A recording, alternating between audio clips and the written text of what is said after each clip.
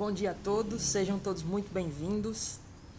Essa aula é destinada aos alunos dos primeiros anos da EP José de Barcelos e a gente vai dar continuidade aqui aos assuntos estudados em mecânica, né? O cronograma do primeiro ano, tá bom?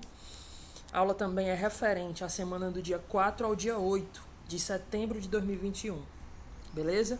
Para todos aqueles alunos que porventura perderam a aula nessa semana e para aqueles que querem revisar. O nosso assunto de hoje é gravitação, pessoal. A gente vai aprender um pouco mais sobre o movimento dos corpos celestes. Tranquilo? Vamos dar uma passeada no quadro virtual que eu preparei para a aula. Aqui no primeiro quadro, a gente vai, no primeiro slide, né? A gente vai aprender a definição de gravitação.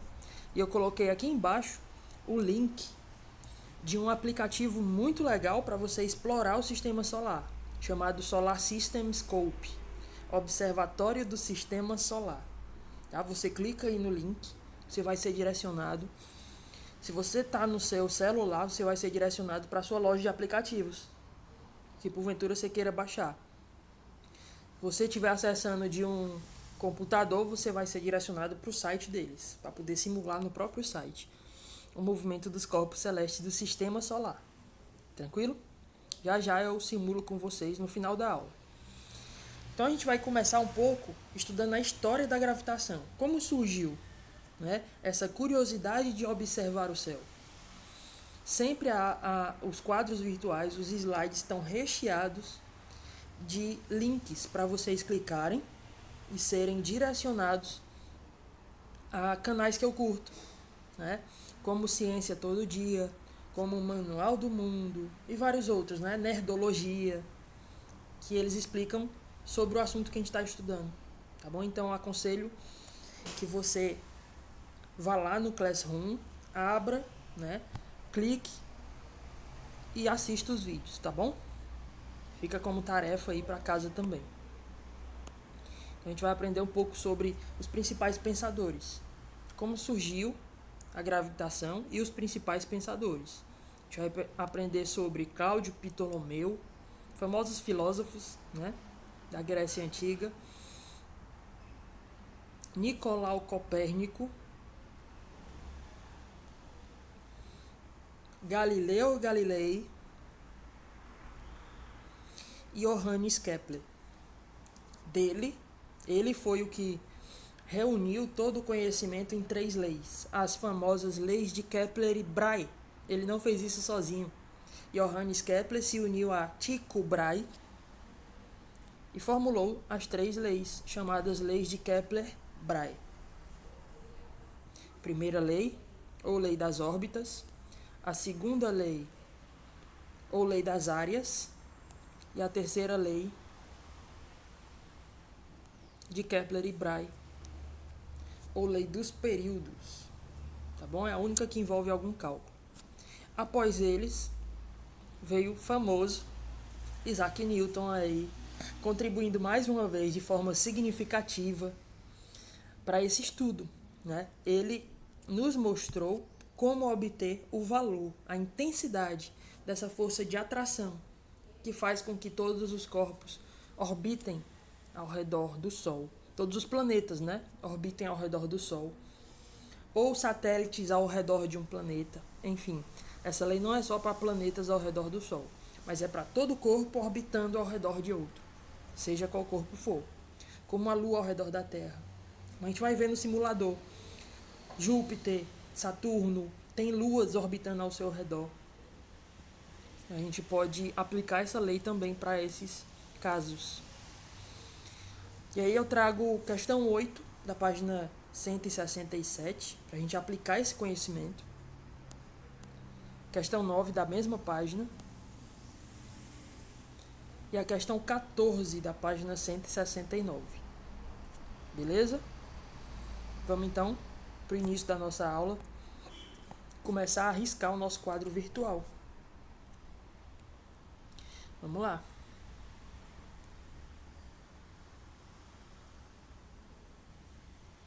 Pessoal, o que é gravitação? Acompanha a leitura. Gravitação é o estudo das forças de atração entre massas, forças de campo gravitacional. E estuda o que mais? O movimento dos corpos celestes. A gente viu em aulas passadas que uma das consequências da ação de uma força é provocar movimento. Então, a gravitação estuda as forças de atração entre corpos que têm massa e o movimento que elas causam. Beleza? Vamos para frente, vamos prosseguir. É um dos primeiros pensadores que formulou alguma teoria e publicou para a comunidade científica, tá certo? Foi Cláudio Ptolomeu. Eu não vou ficar lendo, pessoal, o texto, porque eu coloquei justamente para que vocês deem uma estudada. Mas eu vou resumir o que está aí, tá certo? Cláudio Ptolomeu foi um filósofo grego. Não foi, e como todo filósofo, não estudava apenas uma área de conhecimento. Hoje em dia a gente escolhe uma área de conhecimento e vai aprofundando o estudo sobre ela. Hoje em dia é assim. Mas antigamente os filósofos estudavam uma área vasta de conhecimentos. Estudavam matemática, física, estudavam a medicina. Né? Então, por exemplo, o Cláudio Ptolomeu ele era matemático, geógrafo e astrônomo. O que é um astrônomo? Aqui é importante eu fazer essa diferença. Astronomia é diferente de astrologia. Cuidado para não confundir essas duas coisas. A astronomia é uma ciência. A astrologia não é ciência, tá certo? A astronomia, ela estuda os corpos celestes, o movimento, as leis que governam o seu movimento, os fenômenos que acontecem, como eclipses, né? Como a passagem de cometas. Tudo isso aí é a astronomia que estuda. A astrologia liga o movimento planetário, o movimento dos corpos celestes com relação à vida humana. Né? Então, não é uma ciência, tá certo? Como, por exemplo, os signos, a personalidade das pessoas de acordo com os signos, a posição dos astros, tá certo? Então, não confundir essas duas palavras, né? Essas duas áreas de conhecimento. Uma é ciência, a outra não. Então ele era matemático, geógrafo e astrônomo. Ele estudava o céu com o objetivo de estabelecer leis que governassem o movimento de tudo que ele via passando. Né? Pensa como ele. Você olhando para o céu, vê o sol passar, vê a lua, as estrelas passando. E lógico, ele pensou que a Terra era o centro do planeta, o centro do sistema solar, o centro do universo para ele. Esse modelo foi chamado de geocêntrico. Geo quer dizer terra e cêntrico, centro. A Terra no centro. Tranquilo? Entendido até aí? Esse é o modelo, pessoal. Ó, vou até aumentar um pouquinho para você poder perceber aqui. A Terra no centro, depois vem a Lua, depois vem Mercúrio orbitando em torno de um ponto, Vênus orbitando em torno de um ponto, Marte, enfim.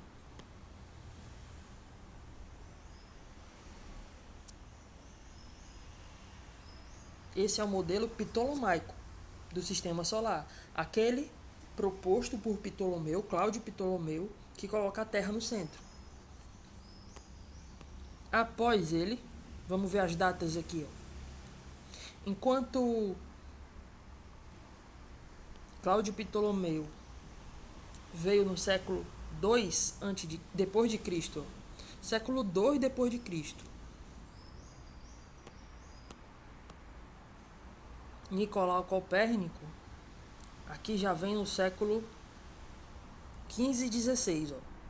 Século XV e XVI depois de Cristo. Olha o espaço de tempo que houve para que outro viesse com contribuições significativas para a comunidade científica. Nicolau Copérnico estudou medicina, estudou matemática e estudou astronomia. É essa parte do estudo dele que nos interessa nesse momento. Qual foi o modelo proposto por ele? O modelo proposto por ele é chamado de heliocêntrico, tá certo? Para ele, a Terra não é o centro do sistema solar. Apresentou uma concepção revolucionária para a época. Porque naquela época, a Igreja Católica, que era a igreja predominante na época, ela era de acordo com o modelo ptolomaico, de Cláudio Ptolomeu, onde a Terra era o centro. Todo mundo que fosse contra essa ideia era perseguido. Por isso foi uma ideia revolucionária.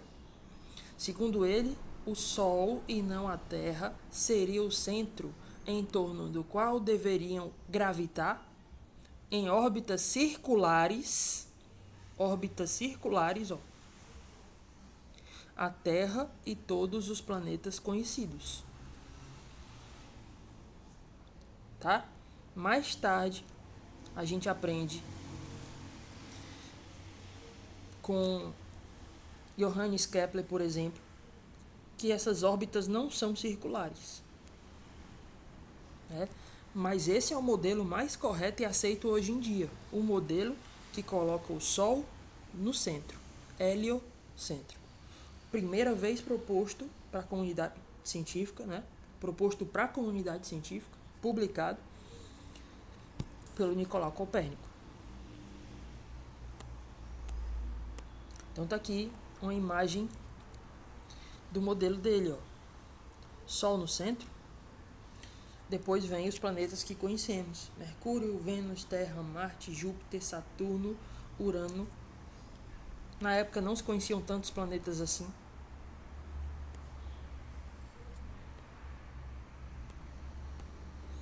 Até Netuno, né?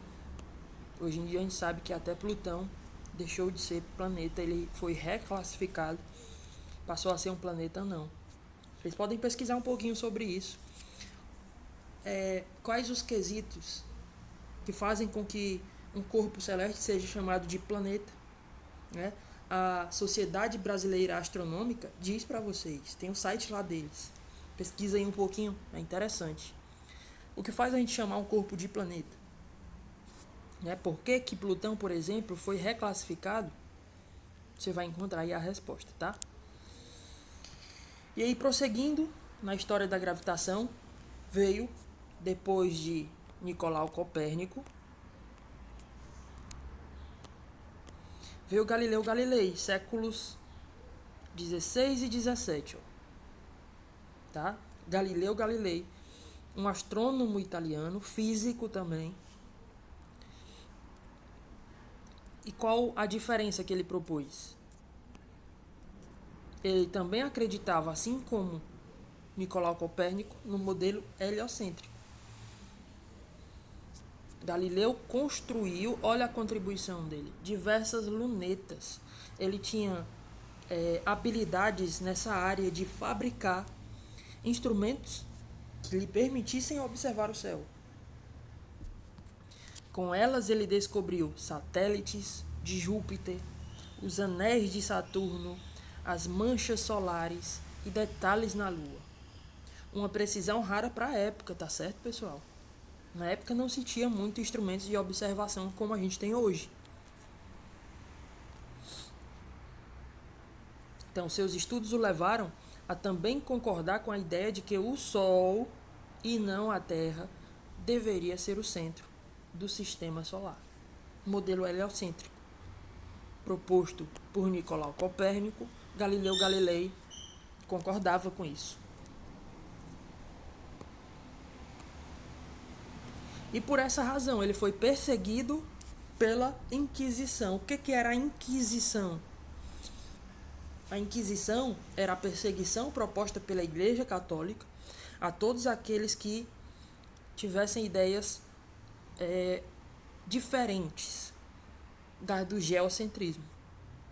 Quem não concordasse com as ideias de que a Terra era o centro era perseguido pela Igreja Católica e até morto, né, queimado.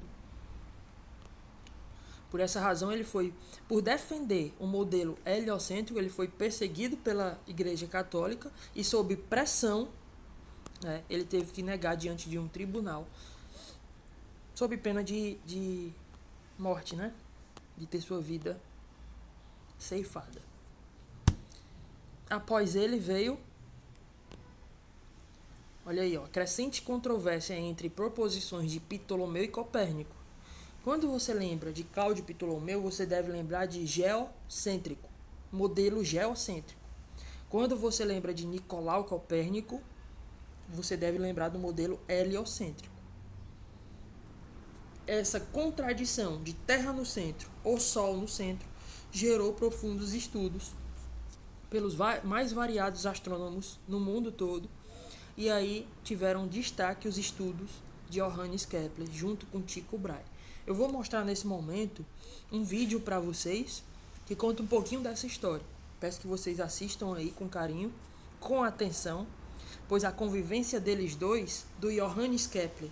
Kepler acreditava no modelo heliocêntrico e Tycho Brahe acreditava no modelo geocêntrico. Os dois tiveram que trabalhar juntos, mesmo não concordando um com o outro. A convivência deles não foi tão pacífica, digamos assim, mas vocês vão ver aí um pouquinho da história contada por um quadro que passou há muito tempo no Fantástico, né? Um quadro chamado Poeira das Estrelas. Dê uma olhada aí, tá certo? Deixa eu tirar minha câmera, diminuir aqui um pouquinho e colocar bem aqui no canto. Vamos lá pro vídeo.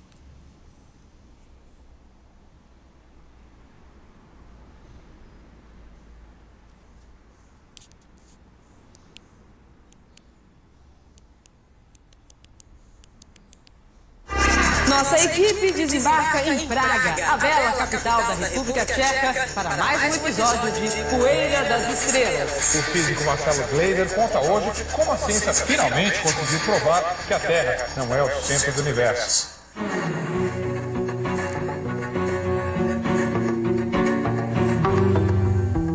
No capítulo passado, nós conhecemos a história de dois grandes astrônomos do século XVI. Um tempo turbulento para a ciência.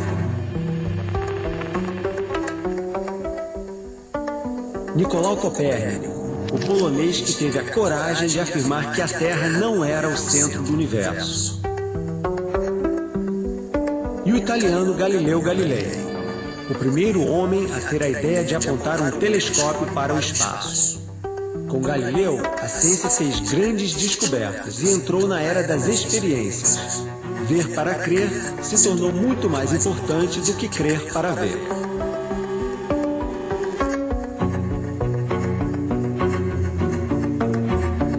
Poeira das Estrelas, refazendo os passos dos grandes cientistas na busca pela origem do universo e da vida.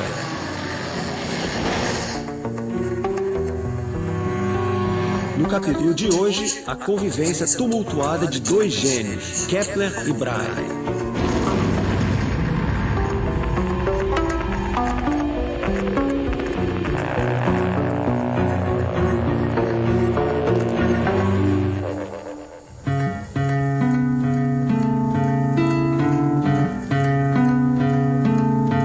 Praga, a bela capital da República Tcheca.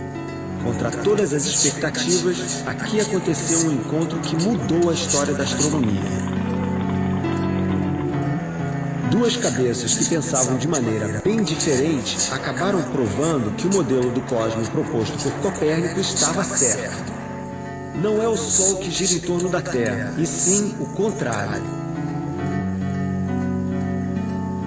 Em 1600, o maior astrônomo da Europa, um príncipe dinamarquês, convidou um jovem alemão brilhante para ser seu assistente. O príncipe queria a ajuda dele para provar de uma vez por todas que a Terra era o centro do cosmos. Mas como vocês vão ver, essa história tem um fim muito diferente.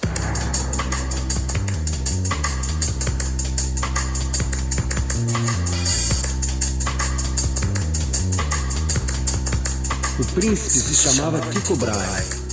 Ele ocupava o cargo de astrônomo imperial aqui, no castelo de Benátky, nos arredores de Praga.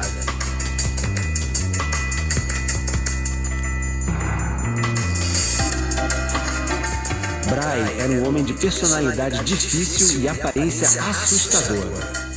Num duelo, havia perdido parte do nariz e usava uma prótese de metal. Assim como os gregos antigos e a Igreja Católica, Brahe acreditava no modelo geocêntrico. Geo quer dizer terra e cêntrico, centro, ou seja, que a Terra era o centro do universo. E ele queria provar que não se tratava apenas de uma crença, e sim a verdade absoluta. Brahe dispunha de meios para isso. Afinal, como o maior astrônomo da Europa, havia medido com precisão inédita para a época as posições dos planetas no céu noturno. Mas ele precisava de um arquiteto, alguém que soubesse matemática suficiente para transformar seus dados num novo modelo do cosmos. Também não ajudava o fato de Brahe dedicar tempo demais às festas e à bebida. Foi quando entrou em cena o jovem astrônomo alemão, Johannes Kepler.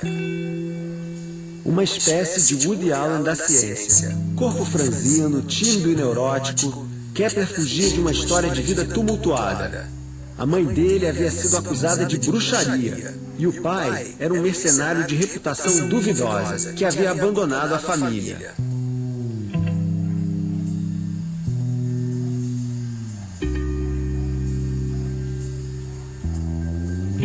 Numa Europa dividida por conflitos entre católicos e protestantes, Kepler havia sido expulso da cidade onde morava na Áustria.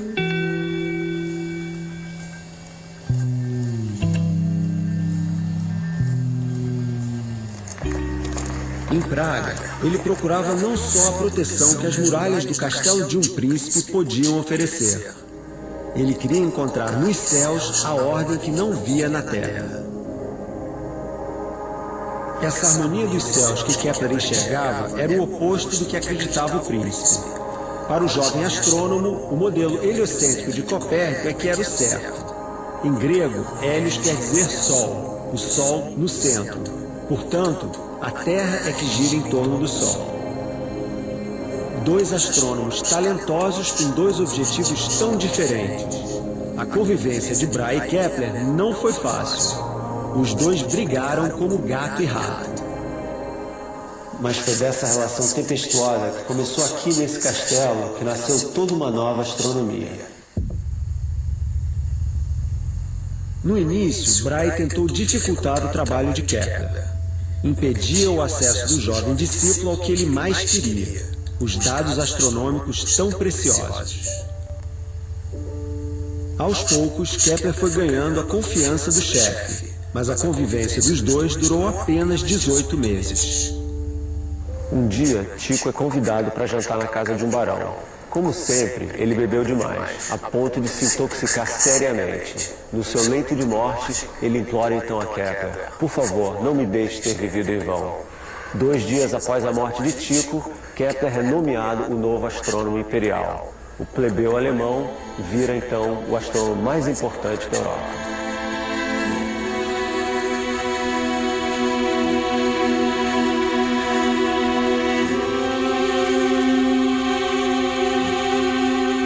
Na igreja de Tin, no centro de Praga, está enterrado Tycho Brahe. No túmulo não falta nem um nariz metálico.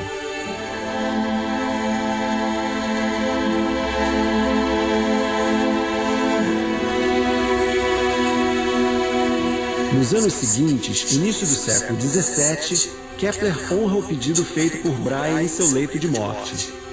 Ele usa os dados astronômicos do príncipe com brilhantismo e finalmente desvenda o mistério das órbitas dos planetas em torno do Sol.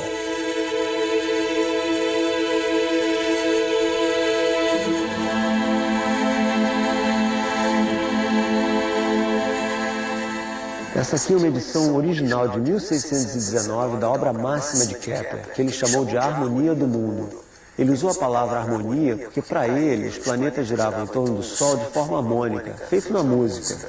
Aqui também a gente pode ver um diagrama em que tem o Sol no centro e os planetas girando em torno dele em órbitas elípticas.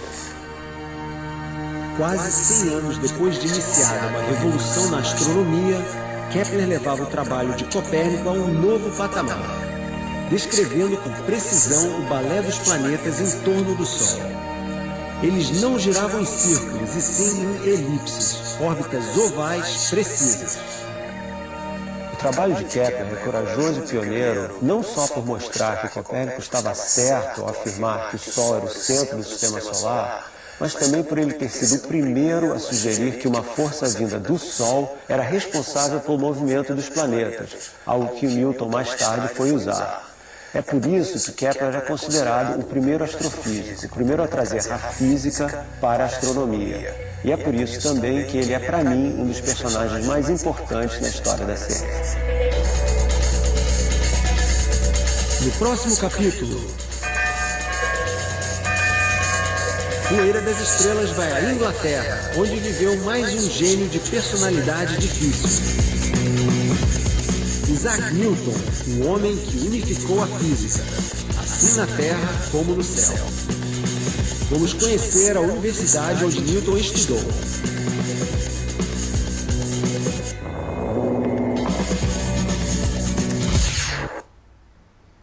Vamos lá então. Voltar para o nosso quadro virtual. Aqui vocês puderam ver um pouco mais da história desses dois caras, né? Esses dois aqui, ó. Tycho Brahe, digamos assim, Tycho Brahe era o podre de rico e Johannes Kepler era o podre de pobre, né? Um extremamente rico, príncipe dinamarquês, o outro extremamente pobre, era plebeu alemão. Na época da monarquia tinha príncipes, reis, rainhas e tinha os plebeus, né? Então, tinha muitos dons, muitas habilidades na construção de equipamentos. Tycho Brahe está segurando aí, por exemplo, um compasso, né? Que permitia a ele medir distâncias astronômicas a partir da observação do céu. Observava, desenhava, media distâncias, proporções. Ele criou uma biblioteca. Estou falando do príncipe dinamarquês, Tycho Brahe. Ele acreditava que a Terra estava no centro. Geocêntrico modelo, ele acreditava, Tycho Brahe. Ele estava errado, né? Mas ele acreditava nesse modelo e precisava de alguém com dons na área da matemática. Ele precisava de um matemático, de um físico, para poder saber o que fazer com toda aquela biblioteca de informações que ele tinha colhido do céu.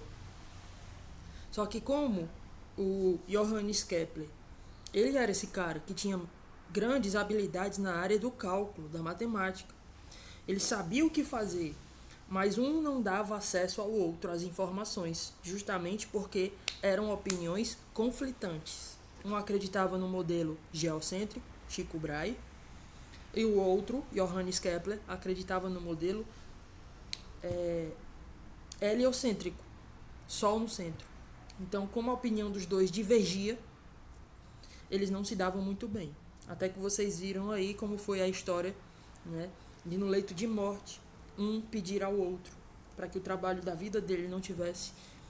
Tycho Brahe pediu a Johannes Kepler, para que o trabalho da vida dele não tivesse sido em vão. Aí deu acesso a todas as informações, e aí o Kepler foi, juntou isso, fez observações, corrigiu Nicolau Copérnico, que disse que o Sol era o centro e que os planetas giravam ao redor do Sol em órbitas circulares. A primeira lei de Kepler e Brahe diz, sim, que o Sol está no centro do sistema solar, mas as órbitas dos planetas ao redor do Sol não são órbitas circulares. A figura geométrica da matemática que melhor descreve a órbita de um planeta, de um satélite, seja de qual corpo for, ao redor de outro, é uma figura chamada elipse. Então leiam comigo aí, olha só. A primeira lei de Kepler diz o seguinte: em relação a um referencial no Sol, ou seja, o Sol, como se a gente estivesse no Sol, o referencial é o Sol. O referencial não é mais a Terra. Você tem que observar o sistema solar como se você estivesse no Sol. Você vai ver os planetas passando. E não o contrário. A gente está aqui na Terra, então nosso referencial é o planeta Terra. Isso faz com que a gente pense que o Sol está em movimento. Mas na verdade é o contrário. Em relação a um referencial no Sol, os planetas movimentam-se descrevendo órbitas elípticas. Então a melhor figura geométrica que descreve a órbita de um corpo ao redor de outro é a elipse. É uma circunferência que foi achatada. Ela não tem um centro, ela tem dois centros, que são chamados de focos, ocupando o Sol um dos focos dessa elipse. Se você não sabe que figura geométrica é essa, aqui eu preparei um outro slide, um outro quadro virtual, para que você pudesse perceber melhor o que é. Tá? Aqui, ó, descreve o que é essa elipse. A elipse é o conjunto de todos os pontos de um plano para os quais a soma das distâncias D1 e D2, respectivamente a dois pontos fixos denominados focos, pertencentes a esse plano, permanece constante. Traduzindo isso aí, ele está dizendo o seguinte: a elipse é essa figura geométrica aí, ó. É como se o Sol estivesse em um dos focos, colocar o Sol aqui no foco 1, ó, e o planeta fosse esse ponto P. Deixa eu colocar o planeta aqui de preto. Aqui o planeta.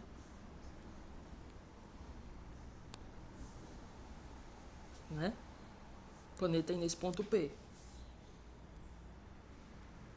Então, o que é a elipse? A elipse é essa curva azul, que seja qual for a posição em que o planeta esteja, a distância do planeta até os focos, os dois focos, chamados de D1 e D2, distância do planeta até o foco 1, onde está o Sol, mais a distância do planeta até o foco 2, tá? O segundo foco.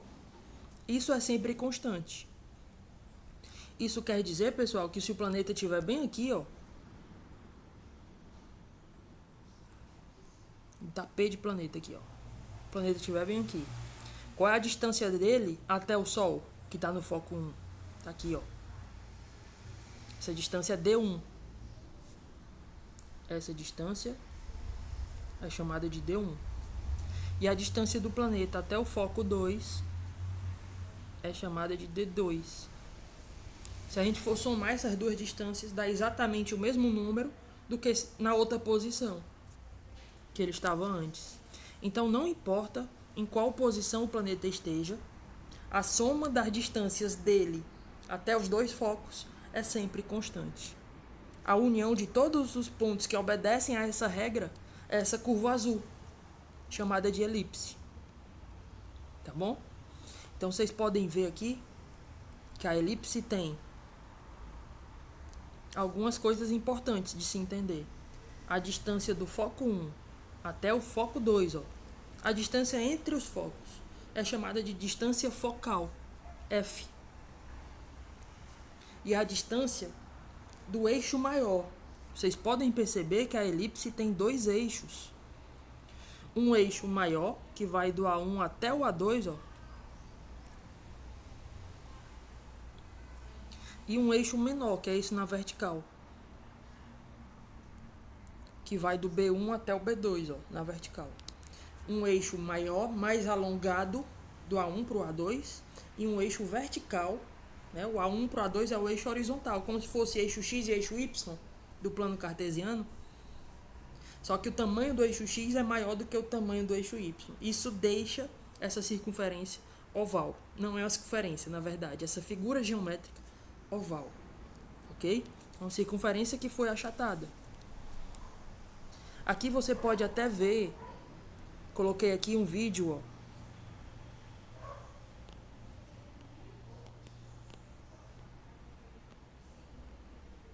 Tá aqui. Leis de Kepler e Bray. Esse vídeo aqui do meu lado, ó. Tá? Clica aí nesse símbolo do YouTube, tu vai entender melhor essa primeira lei de Kepler. A lei que diz: os planetas orbitam ao redor do Sol em órbitas elípticas, na qual o Sol está em um dos focos. É isso, é uma lei teórica, é uma lei de observação dos fenômenos planetários. Beleza?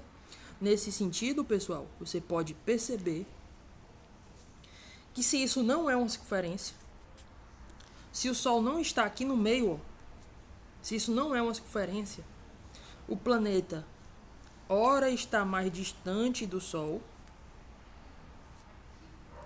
ora ele vai estar mais perto do Sol. Esse ponto mais perto do Sol, de menor distância focal, né, do planeta até o foco 1, onde o Sol está localizado, esse ponto mais próximo do Sol, próximo, perto do Sol, Hélio. Vocês viram aí no vídeo que Hélio em grego quer dizer Sol. Então, peri-hélio quer dizer próximo do Sol, o ponto mais perto do Sol. Já afélio, hélio vem de Sol e há de afastado do grego, tá certo? Tô procurando aqui palavras no português que sejam mais parecidas para que você memorize. O periélio é o ponto que é chamado assim por estar mais perto do Sol. O afélio é o ponto dessa elipse de maior distância do Sol. Qualquer outro ponto vai estar mais perto que ele. O ponto mais distante do Sol. Mais afastado. Afélio, afastado do Sol. Tranquilo? Isso é uma elipse. Isso é a primeira lei de Kepler e Bray. A segunda lei. Pessoal, vale também eu deixar a observação, tá? Peço que vocês estudem esse quadro virtual clicando em todos os links para que entendam tudo o que está aí e que não dá tempo de eu falar nessa nossa aula. Mas aqui eu coloquei um quadro. Um quadro que mostra a excentricidade. O que é a excentricidade da elipse? É o quão essa elipse é achatada. Vocês podem ver que é 0,0. Olha a excentricidade dos planetas. Mercúrio, a maior excentricidade é a de Mercúrio, né? 0,20. Todos os demais é 0,0 alguma coisa. Isso quer dizer o achatamento da elipse do movimento desses planetas. Ok? É quando eu pego a distância entre os focos e divido pela distância do afélio ao periélio, do eixo maior. Vocês estão vendo aí, F sobre E. F é a distância entre os focos e E é a distância do eixo maior, do periélio até o afélio. Quando a gente divide essas duas distâncias, dá 0, alguma coisa. Porque a distância entre os focos nunca vai ser maior do que a distância entre os eixos, né? Entre os dois pontos mais distantes. Então dá sempre entre 0 e 1. Tá certo? Então isso é a excentricidade. O quão uma elipse é achatada. Vocês podem ver que todos são bem próximos de 0. Por serem próximos de 0, isso quer dizer que todos eles são quase uma circunferência. Não são circunferência, porque para ser circunferência, a excentricidade tinha que dar 0. Quanto mais perto de 0, mais parecido com uma circunferência. Vou desenhar aqui para que vocês entendam melhor.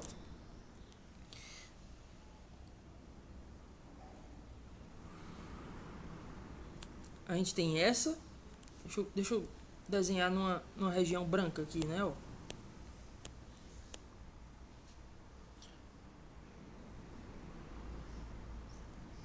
A gente tem essa elipse. Vou chamar de elipse 1. E a gente tem essa elipse, ó. Vou chamar de elipse 2. Perguntar a vocês, qual das duas Está mais próximo de uma circunferência? Você deve me responder a elipse 1. Ela está menos achatada. Menos achatada. Quanto mais achatada, mais perto é de 1 esse número. A excentricidade. Quanto menos achatada, mais perto de 0. Mais parecido com a circunferência. Então vocês podem perceber que a órbita de todos os planetas, exceto de Plutão, Plutão não está aí, ó. Você pode observar que até isso ele é diferente. São próximas de 0. São próximas de circunferência, a órbita deles. Vou simular isso para vocês assim que a gente ver as 3 leis. Ver tudo que a gente tem que fazer, ver aqui, tá bom? Vamos para a segunda lei. A segunda lei é a lei das áreas. Por que ela é chamada assim, lei das áreas? Olha o que ela diz. As áreas varridas pelo vetor posição de um planeta em relação ao centro do Sol são diretamente proporcionais aos respectivos intervalos de tempo gastos. Essa lei diz que a área é diretamente proporcional ao tempo. Tá? Quanto maior o tempo que eu marco na órbita de um planeta, maior vai ser a área que ele vai varrer. São diretamente proporcionais.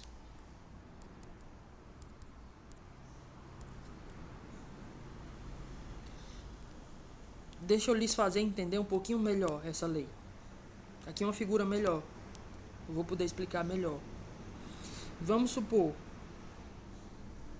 que esse planeta que está orbitando esteja orbitando no sentido anti-horário.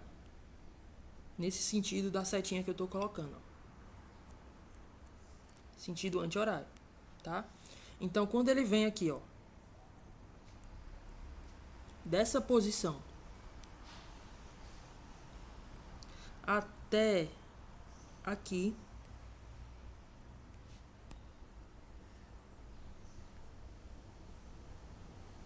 estão vendo? Ele varre essa área que eu vou pintar de azul. Que eu vou riscar de azul. Toda essa área aqui. Ele varreu essa área. Ou seja, é como se a gente pegasse o raio do planeta, ó, a distância dele até o Sol. E à medida que ele se movimenta, ele vai varrendo toda essa área. Ó. À medida que ele vai se movimentando, ele vai varrendo toda essa área. Essa área é a área 1. Vamos lá para o outro lado. Vamos supor que a gente marcou aqui o tempo de, sei lá, 1 hora. Tempo igual a 1 hora de órbita. Tá certo? E a área dele, vamos supor que deu 100 metros quadrados. Então, se eu marcar o mesmo tempo aqui do outro lado, vou colocar agora de vermelho.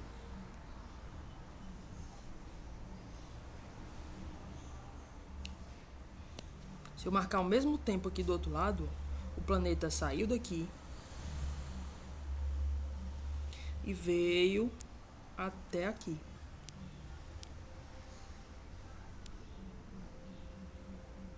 Né? Se a gente for marcar o raio do planeta, ó, a cada posição dele,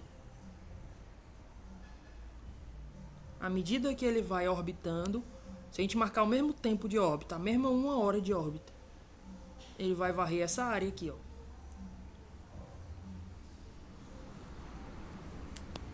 Essa área de vermelho.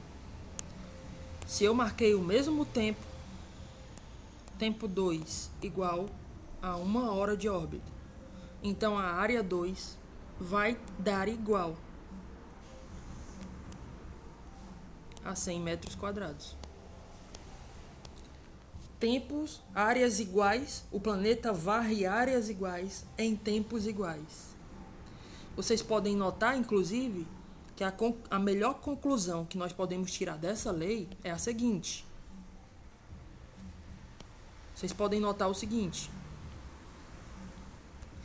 que aqui, na área 1, olha, o planeta foi daqui até aqui. Certo? No tempo 1. Marcando o mesmo tempo lá do outro lado, o planeta só percorreu esse arco de circunferência. Circunferência não, né? De elipse. Ele percorreu só esse arco de elipse, ó.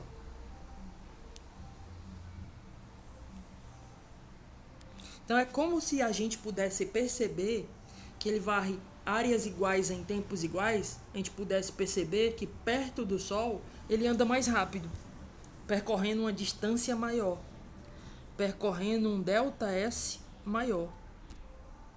Ele chamou aqui de ΔS1, ó. Enquanto que o ΔS2 é menor. Ou seja, longe do Sol, o planeta é mais devagar. Apesar de varrer a mesma área, porque a distância até o Sol compensa isso, tá certo? Áreas iguais em tempos iguais. A principal conclusão é que perto do Sol ele anda mais rápido, longe do Sol ele anda mais devagar. Anda entre aspas, né? Ele orbita. Então podemos dizer que perto do Sol tem a maior velocidade orbital, longe do Sol tem a menor velocidade orbital. Essa é a principal conclusão da segunda lei de Kepler.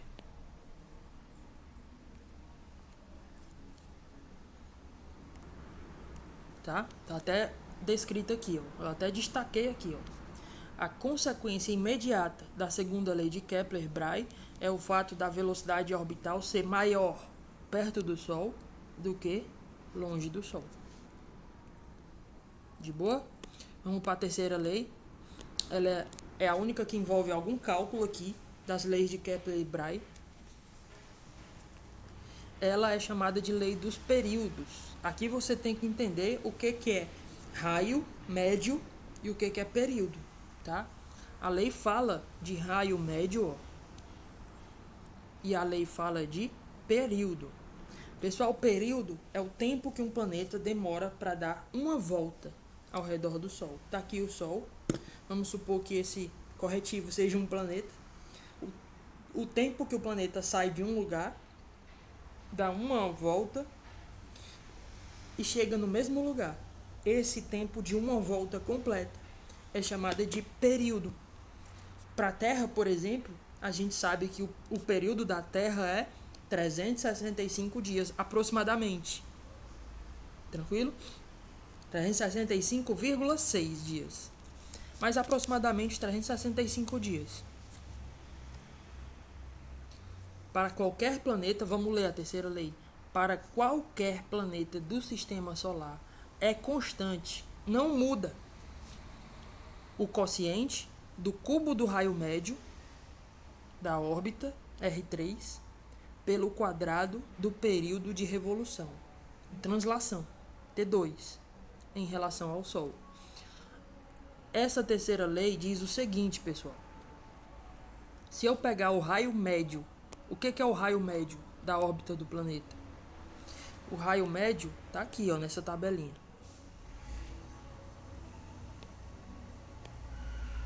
É como se a gente pudesse fazer uma média das distâncias que o planeta está do Sol em cada ponto. Uma média, né? Mercúrio, Vênus, Terra, Marte. Supondo a Terra como sendo 1, claro que Vênus e Mercúrio vai ter menor do que 1, o raio. E os outros planetas mais distantes vão ter maior do que 1. Supondo o raio da Terra 1, tá certo? Vocês podem reparar que aqui nessa tabela tá em UA. O que é UA? Unidade astronômica. O que é uma unidade astronômica? Como na astronomia as distâncias são monstruosas, teve que se criar uma outra unidade para que a gente pudesse trabalhar com números pequenos. Então, uma unidade astronômica é a distância que a luz percorre em um ano. Tá? É uma unidade astronômica. Quer dizer, não, eu estou confundindo. Estou confundindo com ano-luz. Desculpa. Unidade astronômica é a distância da Terra ao Sol. A distância da Terra ao Sol, ela é chamada de uma unidade astronômica. Está até aí na tabela. Olha o 1,000. Uma unidade astronômica. É a distância da Terra até o Sol. É isso. Menos do que isso, 0, alguma coisa, são os planetas mais perto do Sol. Mais do que isso, 1,5, 5,20, como de Júpiter. São os planetas mais distantes do Sol. Então é como se a distância da Terra ao Sol a gente chamasse de 1. E com base nela, a gente comparasse os outros planetas. Isso é uma unidade astronômica, tá bom? Ano-luz é que é a distância que a luz percorre em um ano. Estava confundindo, desculpem. O que diz a terceira lei? Que se eu pegar o tempo de uma volta do planeta ao quadrado e o raio médio, a distância média do planeta ao Sol ao cubo, se eu dividir eles dois, raio ao cubo dividido por período ao quadrado, isso dá sempre uma constante, a mesma constante, seja para qual for o planeta. Olha aqui, seja para qual for o planeta, isso dá aproximadamente a mesma constante. 7,6, 7,5, 7,4, 49, que é quase 7,50. Enfim, gira em torno de 7 vezes 10 a menos 6. Gira em torno de 7,5, 7,6. Então é como se a gente pudesse comparar todos os planetas através dessa constante. Tá bom? Acredito que vocês entenderão melhor quando a gente aplicar nas questões. Nossa próxima aula, a gente aplicar nas questões essas leis. A aula de hoje é mais para aprendizado. Próxima aula a gente vai exercitar junto esse conhecimento. E aí, finalizando a nossa aula, ó, antes de eu simular o movimento planetário lá pelo aplicativo, eu queria trazer para vocês a contribuição de Newton, Isaac Newton, né? Assim como veio de Kepler a ideia de sugerir que um planeta gira mais rápido perto do Sol. Foi Kepler e Bray que perceberam isso. Um planeta gira mais rápido perto do Sol. O planeta gira mais devagar longe do Sol. Isso fez com que eles pensassem: o motivo disso deve ser porque perto do Sol tem uma força atrativa maior. O Sol puxa com uma força maior o planeta, fazendo-o girar quando ele está perto dele. A força fica maior, a força atrativa do Sol. E aí quem descobriu essa lei, chamada Lei da Gravitação Universal, de Newton. Você pode ver ela aqui, ó. F é a força de puxão do Sol em relação aos planetas, de um corpo em relação a outro que está orbitando, tá? Não é só do sistema solar, é de qualquer corpo orbitando o outro. Isso depende da constante da gravitação universal. A questão lhe dá, acho que é 6 vezes 10 elevado a menos 11, acho que é esse o valor. Eu posso estar enganado, ligeiramente enganado, mas a questão nos dá. Vamos ver aqui na questão, ó. Questão essa questão aqui não vai precisar da constante. Vocês podem ver no livro também, tá certo?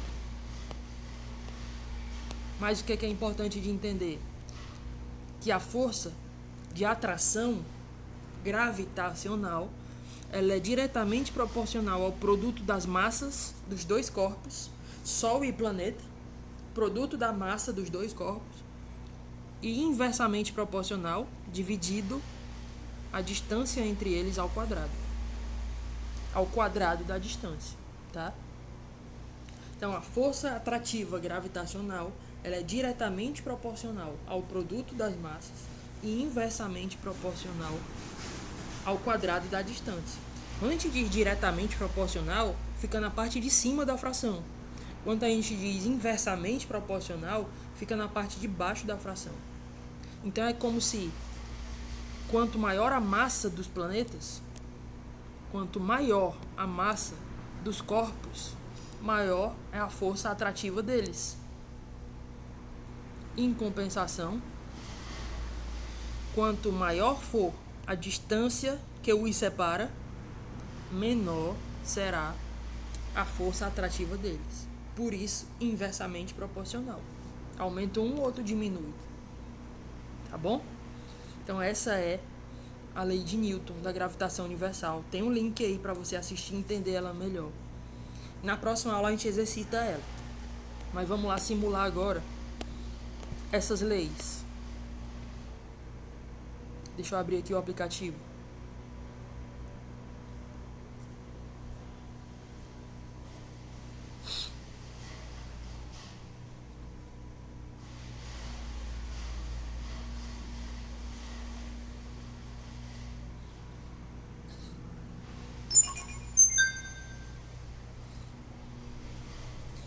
Bora lá simular então. Aqui eu já tirei o som, tá certo? Para que eu possa falar. Aqui eu vou mexer em algumas configurações. Por exemplo, vocês estão vendo que tá muito cheio de asteroides aí, ó. Tem as constelações. Então eu vou tirar tudo isso para poder ficar simples e visualmente limpo, para entender tudo que eu quero passar para vocês entenderem, né? Então eu vou esconder os planetas anões, como Plutão. Eu vou esconder as estrelas. Eu vou esconder, menos o Sol, claro. Eu vou esconder as linhas das constelações, o cinturão de asteroides. Pronto, acho que eu limpei bastante. Deixa eu fechar a propaganda aqui.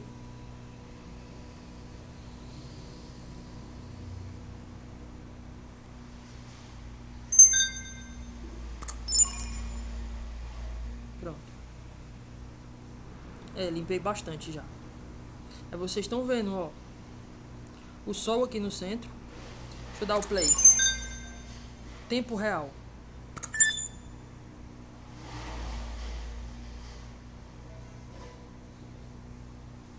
Aqui tá passando 30 minutos por segundo.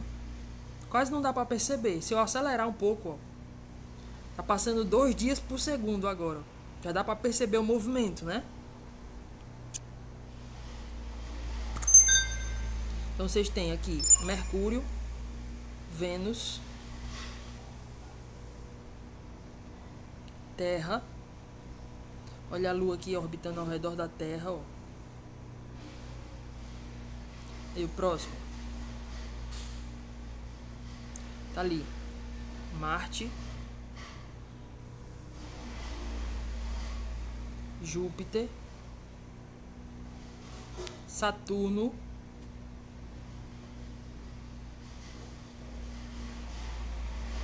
Urano tá aqui e Netuno. Esses são os 9 planetas do nosso sistema solar.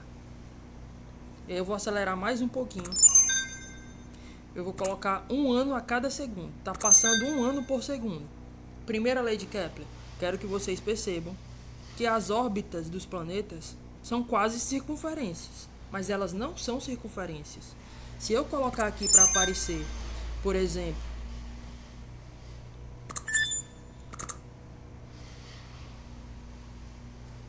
os planetas, não, os cometas. Vou mostrar os cometas. E vou desacelerar o tempo aqui.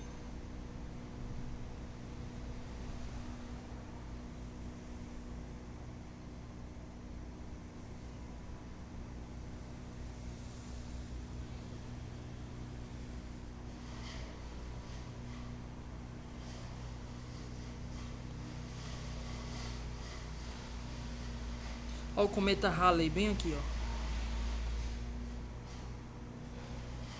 Vamos olhar para a órbita dele.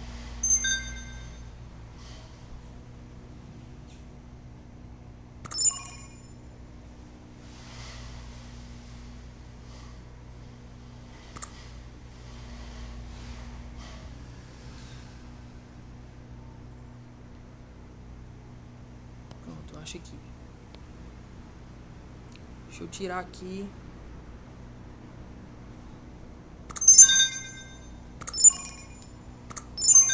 Esconder os planetas.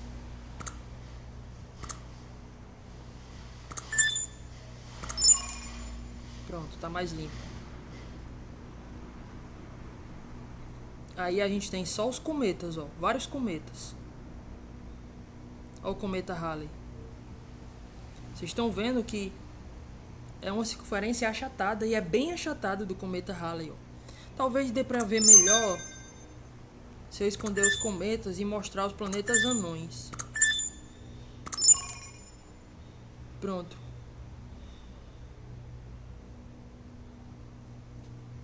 Deixei aí só o planeta Halley, ó. Só o cometa Halley e os planetas.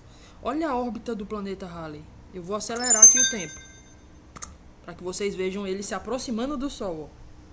Enquanto a órbita de todos os planetas parecem circunferências, olha a do cometa Halley. É uma elipse bem visível, bem achatada. Perto do Sol, é como se ele ganhasse um estilingue. O estilingue gravitacional. Aí agora ele está ficando devagar, ó. Longe do Sol. Quero que vocês notem a segunda lei. Os planetas mais perto do Sol. Olha Mercúrio, tá doidão aí, ó. Deixa eu desacelerar. Mercúrio aí, ó. Ele é o que gira mais rápido. Se eu botar o tempo para passar 1 ano por segundo, olha ele voado. Enquanto os outros planetas giram mais devagar, ó. Olha Saturno. Quando comparado com os planetas perto do Sol, ó. Quem está perto do Sol gira mais rápido. Olha Halley, chegou no Afélio, ponto mais afastado do Sol. Agora ele está indo em direção ao Periélio, cometa Halley.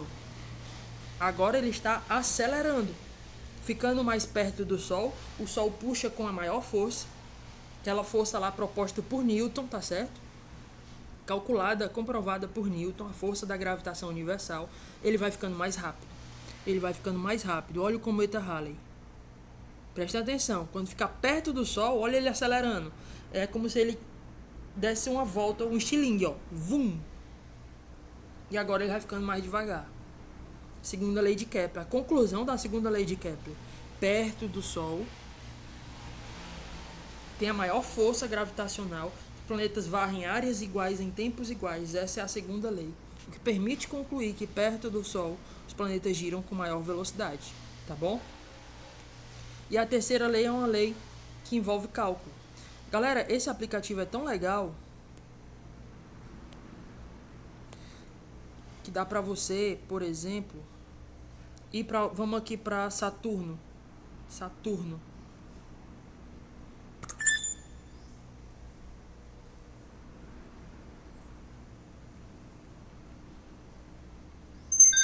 Aí, Saturno. Dá pra você ver várias informações de Saturno.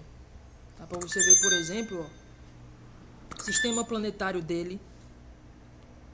Ele tem várias luas. A enciclopédia, vamos ver aqui, ó. Diâmetro, massa, distância do Sol, distância média do Sol. Essa informação é usada na terceira lei. Período de translação, período de revolução. Não é o período de rotação. É o período de translação, de revolução ao redor do Sol. 29 anos. Se a gente pegar a distância média do Sol ao cubo, 9,56 ao cubo, e dividir por esses 29 anos aí, ó, ao quadrado, vai dar aquela constante para qualquer planeta. Essa é a terceira lei de Kepler. Tá certo? Mas dá pra gente ver mais coisa. Dá pra gente ver a massa, os anéis de Saturno, as luas de Saturno. Saturno tem pelo menos 150 satélites naturais, olha aí. Dá pra gente ver muitas informações. Eu aconselho que vocês explorem aí, gastem um tempinho explorando esse aplicativo, tá bom? E aqui eu vou dando fim à nossa aula. Eu espero que tenha sido produtiva para vocês. Nossa aula foi sobre gravitação. Lei de Kepler e Lei da Gravitação Universal de Newton. Nossa próxima aula eu planejo aplicar esse conhecimento resolvendo questões com vocês. Questão 8 da página 167, questão 9 da página 167 e a questão 14, a página 169. Tentem resolver, eu vou resolver elas 3 com vocês na próxima aula. Então até lá, se cuidem, eu espero que a gente já esteja no presencial. Bye, bye.